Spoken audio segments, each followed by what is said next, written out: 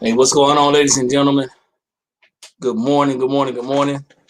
Thanks for jumping on this morning. My name is Eric McKinley, and I am the Director of Program Development of National Business Builders. And this morning, you are here with Talking Business with NBB. So as you jump on, do me a favor, drop your city and your state, like it, share it, and tag somebody. And hey, good morning, Luther. Thanks for jumping on out of Aiken, South Carolina. Thanks, man. I appreciate you. We're going to be talking about, continuing to talk about the series of turning your hobby into a business.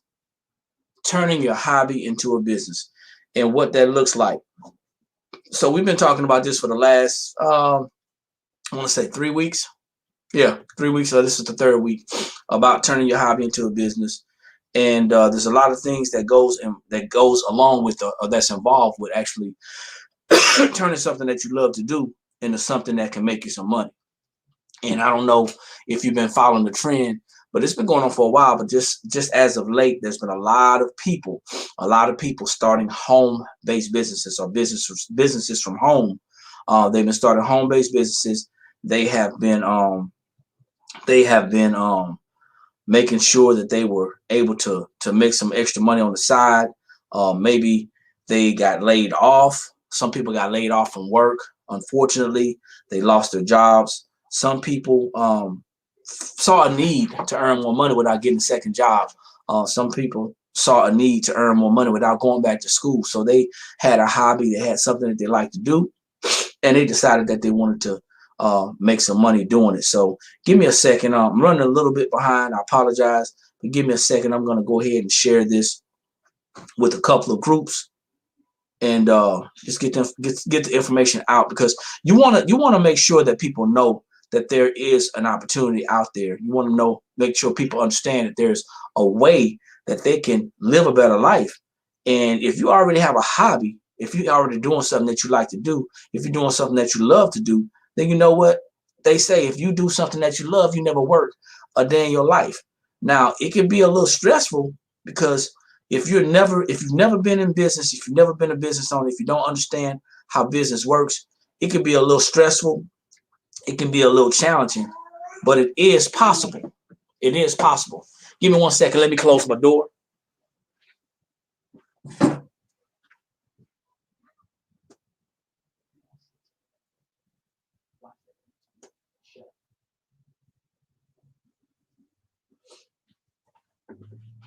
Make sure I don't have any background noise.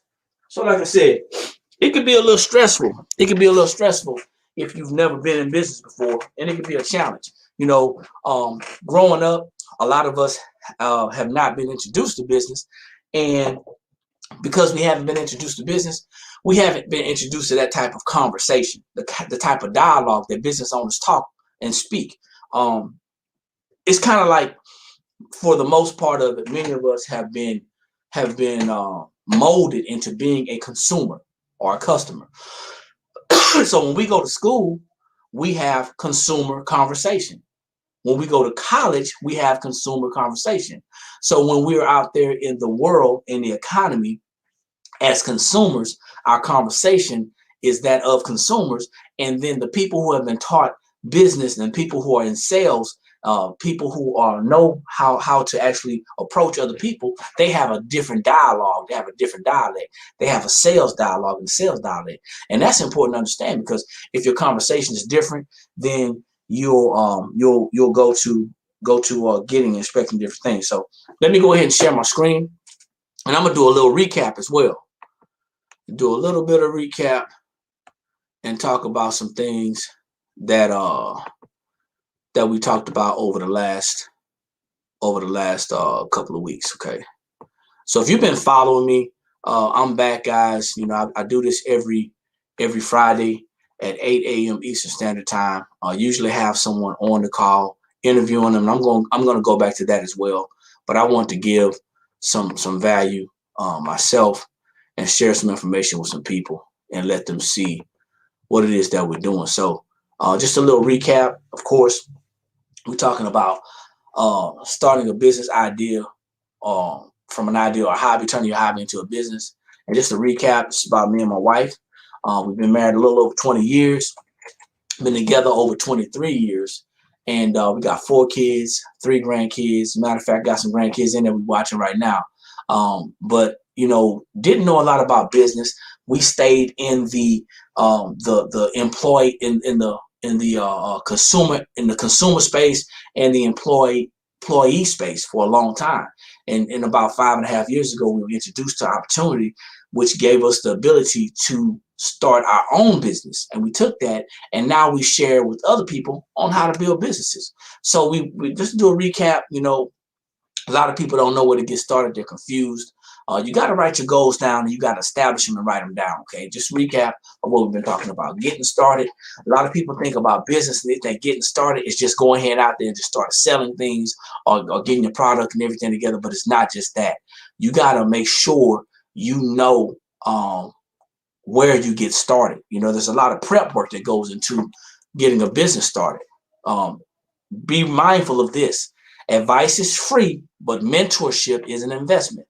There's a lot of people who are freely going to give you some advice, but be looking for a professional word. Someone who look for a mentor, a coach, or somebody who has done something that you want to accomplish. And then understanding what a hobby is. Understanding what a hobby is and how that can differentiate from a business. What you do for enjoyment, you may make some money from it. You may make some money from it because there's a lot of people out there who are using their hobby. They may be in a crafting business, and they may be going to craft shows and flea markets and stuff and selling their crafts. And they may be making a little bit of money from it. But you still got to treat your business like a business. Someone who's in business, that means that they're attempting to make a profit. They're attempting to make a profit, and they are also keeping records, and they're following the laws and the rules of a business. Not necessarily just having a business license, but actually working that business to make a profit. Choosing a business, you got to make sure you understand it's important to do something that you can do, something that's not that hard to do, something with a low overhead, something that's easy to get started. Okay.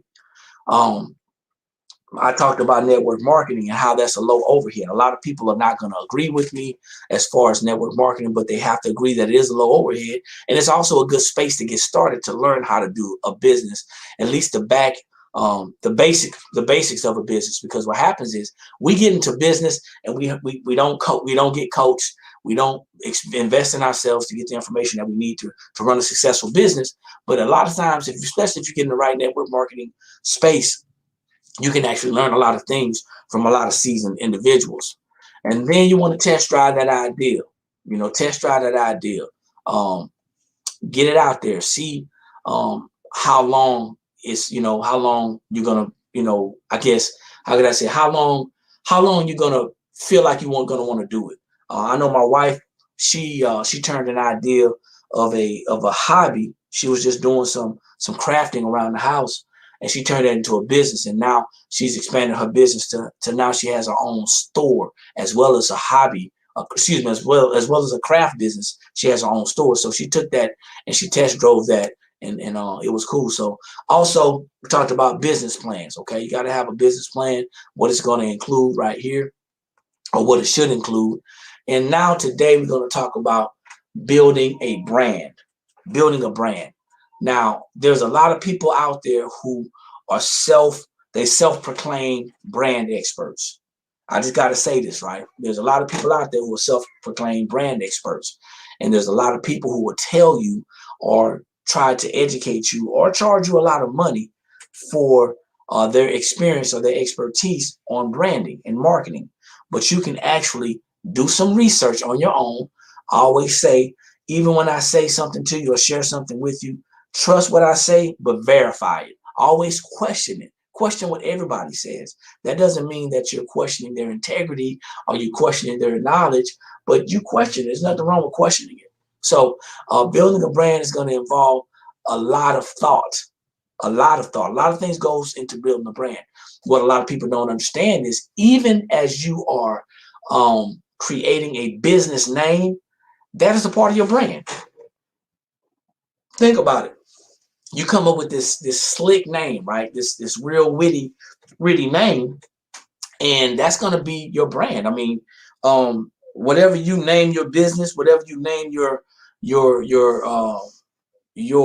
company, that's what people are going to know you by. So you got to be careful what you name your business and what you stick with, because oftentimes there's a lot of people, what I've seen is that they'll name a business, but it's not the most professional of business names, and people tend not to take them seriously. So you want to consider what you're going to name your business, okay? Also, you want to think about a logo. You want to think about a logo. A logo is a part of your brand. What is going to represent your business and what's going to be representing your website? What are people going to see when they think about you? If you look in the top, excuse me, if you look in the bottom right corner of this particular slide right here, you'll see our logo. Okay, actually we have a couple. Our logo, we have one with our name in it, our business name in it, National Business Builders. And then we have this particular logo, which people are starting to recognize this as NBB, and we are national or global, and then we're building businesses. That's what that logo says. Okay, so you want to make sure you understand the importance of a logo and what it's going to represent. Also, the colors. We picked these colors. I want you to look at the colors. That's not just any blue. My wife actually, she and I actually sat down with our graphic designer, and we picked that blue, that shade of blue, that shade of red, and the actual world, the globe, is actually a shade of gray. So we picked that, and that color, those color schemes, we're actually in the process of also branding that for our business, because that's how serious we are. But those are the color schemes that we use. So you want to be consistent. You want to be consistent when you're doing things, and that people always see these colors and see this logo, so they can associate this logo with your brand. Just like Coca-Cola, just like Walmart, just like Amazon. That smile, you know, it's a smile. So you want to make sure that people understand that. So, or you understand that. So also you want to think about your slogan. Do you have a slogan? Or are you looking to get one? It's cool because people can recognize you by your slogan. You are recognized by some of the things that you do on a regular basis. So all these have something to do with your brand. Also, building a website as well. We're going to talk about that. But also an email address. I didn't put that on there. Personalized email address for your business. That's going to be important as well, so people can recognize when you're building a brand. So let's talk about sharing your business. You gotta perfect your pitch. What is it that you do? What's your business about? What service do you provide? How are you going to explain what your business to people? What your business does? If you're all over the place talking about your business, you're going to lose people. You want to have a 30 second to 1 minute presentation. As a matter of fact, there's a book out there, a 1 minute presentation, and it talks about how you can tell people what you do in less than a minute. And it uses like 22 key words. Well, you want to make sure you can understand what it is that you do, number one, and then how to explain it in less than a minute. If you can explain it in less than a minute, you will keep people's attention. Okay. This should be shared with any prospective customers or clients. It should be something repetitious. You should keep on sharing the same thing. It shouldn't change. You should learn it. You should memorize it. You should know what you're saying. So when you talk to someone and they ask you what you do, you can tell them, just like saying your name. Okay, and that goes with the perfect pitch. So you can do this, and the way you're going to do this is by practicing. You want to practice. Okay, there's nothing wrong with practicing. You can get in the mirror and practice this. You can practice this in front of your family, your spouse if you have one, girlfriend, boyfriend, your kids. Sit them down and just practice it and get comfortable with it. And if you get comfortable with it, it's going to become second nature. Okay. Now, this is, I think, is one of the most important things about your business. I know this is actually helping my wife and our business a lot. Having a web presence, creating a web presence. There's a lot of people who think about this and they say, well, you know what? I don't like social media. I'm not a fan of social media. I'm not that good at social media. But I want you to understand there's over 7 billion people in this world, over 350 million people in this country. Just imagine getting a fraction of 1% of those people and turning them into customers. Imagine that. Imagine that. Imagine taking a fraction of 1% of 7 billion people. Imagine taking a fraction of 1% of 350 million people and turning them into customers. See, people shop online. They shop online. They look at you online. This is not just about creating a website, but I want you to think about this. You got social media all over the place. You got the website, social media, your marketing, just networking with people. Those things are going to help you to get your business out there and what you do. So you want to create some type of web presence, especially if you're going to be in a customer service type field. Customer service, you definitely want a web presence because people can actually look you up and see what you do. Okay. Then this is going to be the last thing we talk about this morning. This is going to be a short conversation. Marketing strategy. You got to develop one. How are you going to get your business out there? How are you going to get your business to the public? What are you going to do? Okay. What is it that you're going to do? We used to have a door-to-door salesman. As a matter of fact, we go back to the telegram. They would carrier pigeons, salesmen sending ads via the postal service. And now we got social media. And social media is free. I mean, of course, you got to pay for the internet, but you can share as much stuff as you want on social media, provided that you set your accounts up correctly. They won't shut you down. You're talking about Facebook, YouTube, Instagram, Twitter, LinkedIn, Snapchat, Vimeo, TikTok, all types of stuff out there. And there's social media handles that have actually came up and actually faded out just that fast. Clubhouses out there right now, they're real new and they're hopping and popping.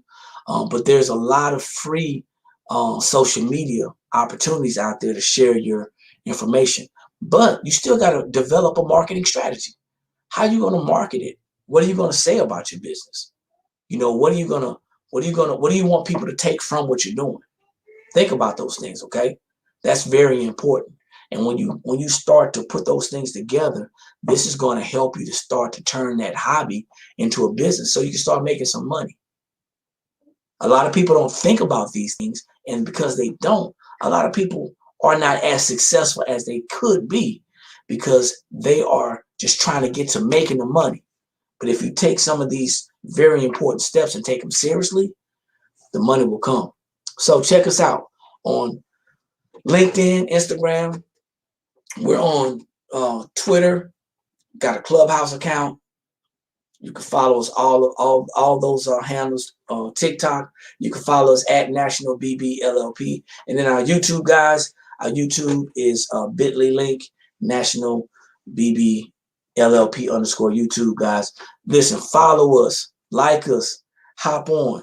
get on this timeline right here and see what's going on, because we got a lot of information that we share on a regular basis. And be sure, if you're ready to get started building your business today, make sure you hit us up. All right. You can hit us at our website. It's www. Actually, you can view our website, www.nationalbb.net. You can hit us up for information. If you want to email us, it's build@nationalbb.net. You can actually call us. That's our phone number. Guys, we got some events going on. You can check our events page. And if you're looking at some type of funding for your business, that is also possible. We got things going on a regular basis, y'all, on a regular basis. So what I want y'all to realize is this: if you are out there looking to turn your hobby into a business, or if you're just looking to, start a business because you got a good idea, get with us. Or if not us, get with a professional, somebody who is experienced, somebody who can help you out, or at least point you in the right direction. Okay. Hey, happy Freedom Friday, y'all. I'm excited today. It's a lot of things going on. We're helping a lot of people get their businesses started. We're helping people to realize that they don't have to just have one source of income.